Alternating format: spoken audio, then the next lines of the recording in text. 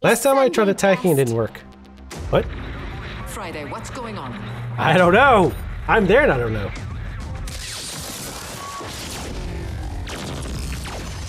Fuck yo, Crystal. So, are they dead?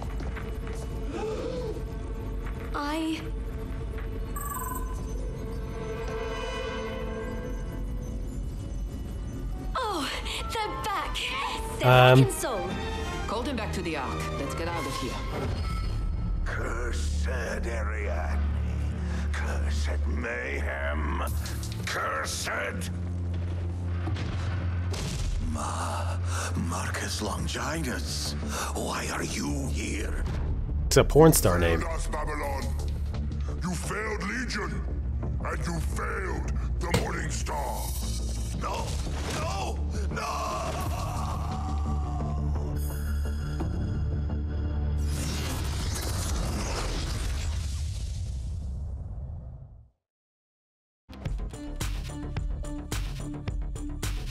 Ooh. Oh, hey. I guess that was the ending. All right. Okay, so that was Agents of Mayhem. A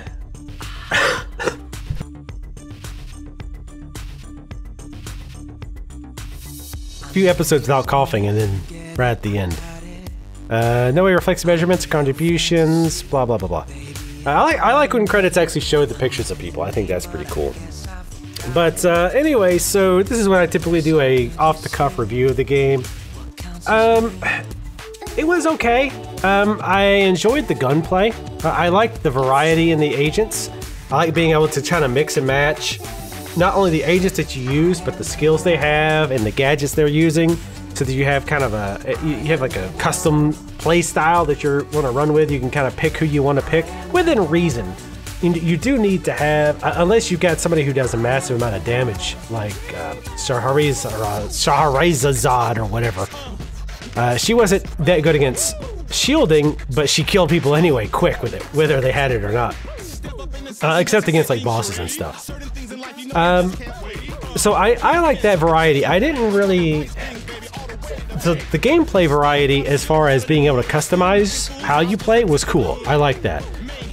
However, where I think things really started to get kind of boring, and probably is in line with some of the complaints I heard from reviews, was that, like, for example, anytime you went to a Legion base was always pretty was really just lame, because it was randomly generated. So it's just like, it's going to be roughly the same type of layout. It's like, okay, it's a hallway, and then there's going to be a room, and we're going to fight some enemies in it, or we're going to hack something, or we're going to destroy some stuff. And then we're going to go to another hallway, which is going to connect to another room, and we're going to probably do something slightly different than we did in the last room. And then we're going to go to another hallway. So it was really bland. There was no interesting aspects of the Legion layer base design. Wait, what the hell? What the hell? Where the beat So go? it see, was... That's some old trick a bitch shit right there. Y'all put that shit on there. I swear it's shit. Ah, Mayhem. Wait. 1, 2... I'm just not listening to this. I'm counting how many fucks I don't give about you. Nah, 4. okay. So that brings up another thing. Sorry if you kind of wanted to hear this, but I just want to talk over it. The dialogue, given that this was the same company pretty much that did the Saints Row, I'm definitely very down with the dialogue. I feel like it tried a little bit too hard to be like edgy, or like it just tried too hard. Like, the dialogue in Saints Row 4, for example, was great. Like, it was like genuinely hilarious. Like, I laughed so much during so many of the exchanges and the scenarios that happened in 4 in particular. And every now and then I would get a chuckle out of this one. And I get what they were going for, and it's hard to find that line between sounding like you're trying to be edgy and like making edgy jokes and actually making edgy jokes and being funny. And I feel like they failed on that front. The writing was not that interesting. The story was like, I mean, I get they were trying to go with kind of a Saturday morning cartoon feel, so it was all like over the top villains and all that, and that's fine. I guess it worked in that regard, but a lot of stuff just didn't make sense. Like, a lot of the villains didn't really get enough airtime to get a personality behind them. Like, the Dr. Steel Toe or whatever, Hammersmith. A few of those guys, I don't feel like they were barely even around to really get enough personality to care about them. They were just kind of like, you do a few missions and boom, they're gone. Like, you don't have to deal with them anymore, even if they weren't quite dead. And then the very end, where you like eject Dr. Babylon to keep him from controlling the robot, but then he somehow controls it anyway. And then the only way to get into it is to jump through a bunch of reality portals. Like, I was like, what? Like, that didn't make a hell of a lot of sense to me. Maybe I missed something. Maybe I'm just too sick to get it, or just too dumb to get it. But I really, like, was confused as to what the hell was supposed to have been going on there. It didn't really make a lot of sense to me. But yeah, I do feel like near the end, missions got a bit too repetitive. Like, run around and destroy this tons of equipment. Like, just let me, I want to, like, I don't know, it was boring, especially because, again, some areas, they seem to endlessly spawn enemies, and then sometimes not. Now, if you're not going to endlessly spawn enemies, it's not as bad, because I can go, okay, I'll clear these enemies out, and then I can freely just go and destroy all this equipment. But then sometimes it was hard to tell when that was going to happen, and it wasn't. And that was one of those kind of cases where I couldn't really tell. But it was just kind of boring to running around in the same areas, making circles, basically destroying a bunch of inanimate machines. I mean, they're trying to mix it up, I get it, but I don't know. The way the bases worked, like taking over bases in the overworld, was terrible. Like, whoever thought, basically, to recap, what happens is when you take over a base, there's like 4 main bases in the overworld. But then, and I don't even know exactly how this works, but whenever you go back to base, your main base, you have a chance that the base will just flip back over to the bad guys. So then you have to go recapture it again if you want those benefits. And that's just boring and tedious. I've already done it once. I don't have to go back over and over again. And it punishes you every time you either want to go back to the Ark or quit the game. So if you're somebody who, like, I tend to, because I, work during the week, I tend to, and because I record, I tend to come home, play about 2 or 3 hours, and then, close out. Well, if you play like that, you're going to be punished, because you're going to keep losing those facilities, because you have to keep clearing them out. And that's just, it's so boring. Eventually, by the time I got to the end, I did it a couple times. I'm like, screw this. It's not even worth the hassle of doing it again. That was quite possibly one of the dumbest ideas implemented in this game pretty easily. And I've seen, like, pretty much everybody else who discussed this agreed that it was just absolutely terrible. And they said that their excuse for doing it was, they're like, well, we want it to be... I'm taking my headphones on because I feel like I have to scream over the music. And I have my headphones kind of loud, that's why. But, what was I saying? Oh. So, what they were saying was, oh, we want you to feel like you want to stay in the city.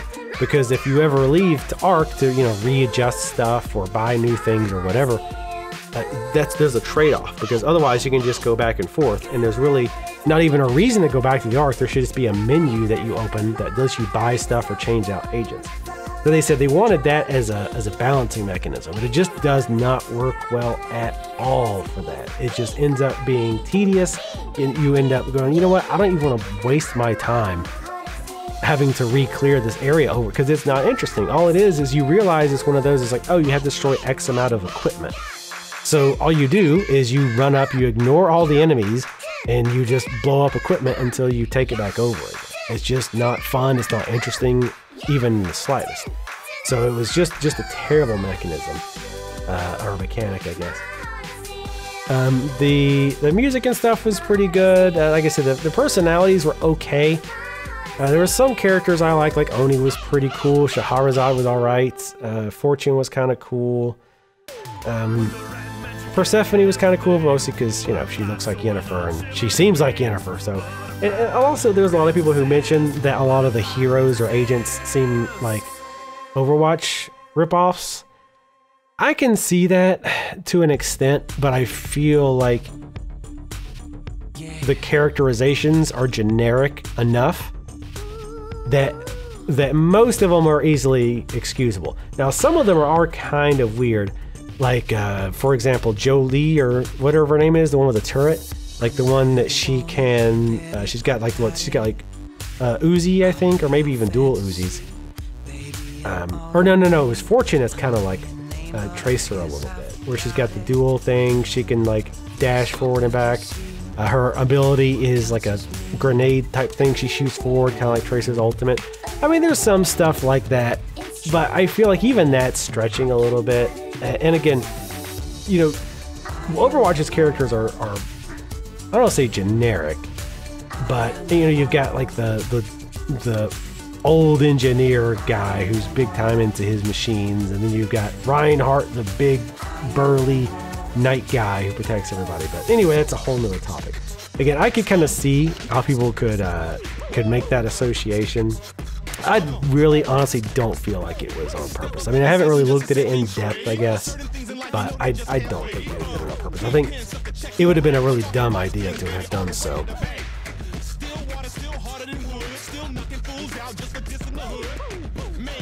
Yeah, still down with the sickness. But yeah, overall it was all right. Like I say, it did start to drag near the end. The side activities I didn't find to be compelling at all. A lot of them were just really bland, like destroy this vehicle, and you basically ram into it 3 times and it blows up. It's like, oh, okay, cool, I guess. Or those destroy the hate machines, where you just had to shoot the little shielding things, and they would go invulnerable sometimes, so you would really want to get somebody who's got a good AE to destroy them before that happened. So the side activities just weren't very interesting, I didn't find, for the most part. But yeah, like it was, but like the actual fighting and stuff was cool. The other thing that I liked being able to change my difficulty per mission. I think that was a really cool idea. And there's such a huge range of difficulties. That was a really, really good idea. I think that worked out really well. What I don't like about that system is they did the same route that everybody else does, the easy route, where it's like basically the only thing that really appears to be different is the damage, right? Like when you increase difficulty, the only thing it does is increases the enemy's damage and it increases their hit points. Like that's it. Like as far as I could tell, that was the only difference at all. And that's just such a like tired, lazy way of doing difficulty. Right? Like mix it up, make them either smarter, maybe they work in they work as squads a little bit better, which they actually were pretty good about jumping out of grenades and stuff. That I did notice. Like if you threw a grenade, a lot of times they were smart enough to jump out of it. A lot of games they just stand in there and take it. I also like that their own grenades would hurt them. I hate when games where enemies have grenades, but they don't hurt themselves or they don't hurt an ally. That's so lame.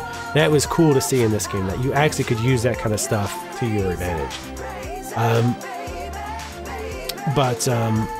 What was I saying? Oh, I'm so tired of difficulty just being, we're going to slap more hit points and slap more damage on the enemies. Like that's so boring. Like either make them work together better, make more enemy variety. So like maybe you've had to fight tougher styles of enemies on higher difficulties. Maybe make it more waves of enemies, like, or some kind of combination. Like maybe, I'm not saying don't make them take more damage or do more damage at all. You can increase that as well, but don't make that the basis of the entire, like that's it. That's the only reason it's tougher. Because what you end up with is crap, is what we were seeing, is where you're doing good, you get hit by literally 2 or 3 bullets, boom, you're down. And sometimes before you could even swap. So that just feels lazy to me. Like, again, mix it up. Give it, like, look at something like Batman Arkham Knight. Not difficulty-wise, but like as the game progressed, encounters got more difficult because of the variety of enemies, right? So early on, you've got a lightning stick guy and a shield guy, and it's just those two you're fighting, you have to deal with. But at the end, you've got the lightning stick guy, the shield guy, you've got the ninja, and you've got 2 of those big Hulk dudes, right? So the enemies themselves aren't getting tougher necessarily, Now, even though that does happen too, like you introduce the new enemies you have to learn how to deal with, but the encounters are more difficult because of how they're laid out and because of the enemy variety. You have to deal with this variety of enemies and decide, okay, who's most important. And they do that to an extent, like having the snipers and stuff. I don't know how you deal with the snipers if you don't have an invisible hero, though. Like having somebody who can turn invisible and go out and take those snipers out first helps so much. Otherwise, you're just going to have to hide, like find a place that you can hide from the snipers and pray that you don't get flushed out with a grenade or something. So I think they should have done that more often with the higher difficulties, is give us more of a variety of enemy types that you have to deal with. And also, and this will be the last point before we go, because I see that we'll see what happens. It probably just lets us keep playing. But the last one I wanted, turrets. Holy shit! Like the scale of enemy difficulty goes up gradually until you get the turrets, and then turrets are all of a sudden like by far the most deadly thing in the game. Not even close. Especially that one that shot those slow-moving plasma balls that slowed you when they're in vicinity, tracked you, could hit you around corners, and did a massive amount of damage. Like, who the fuck was like, this is a good idea?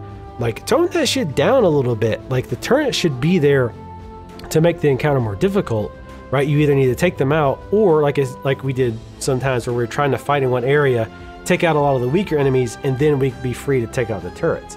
But holy shit, like those things were way over the top, like difficult compared to everything else. Overall, on a scale of 1 to 10, what would I rate this game? I'd say a 6. And again, I use the full scale. 5 for me is a game that's got just about equal parts good and bad.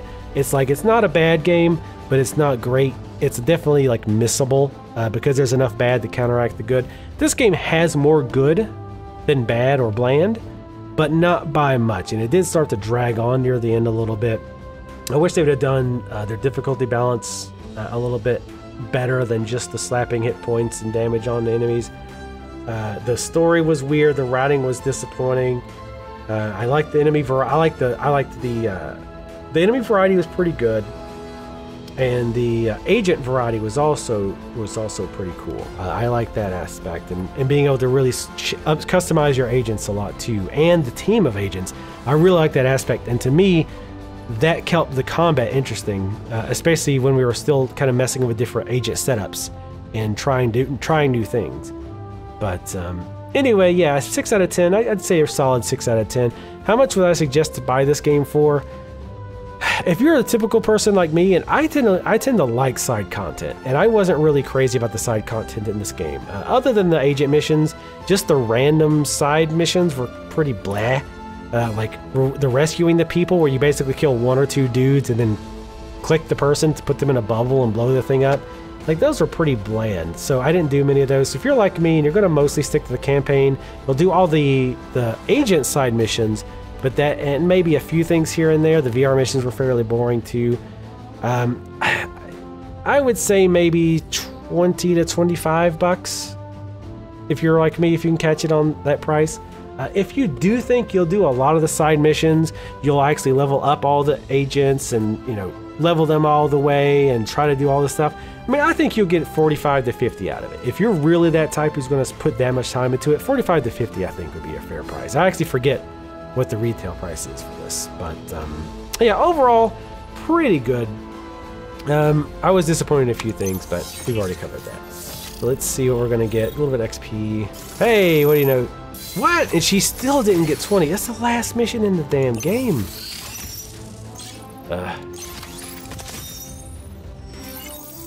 I at least wanted her at 20 at the end. Maybe she died too much or wasn't alive. I love her little Sub-Zero-esque costume. That's pretty dope.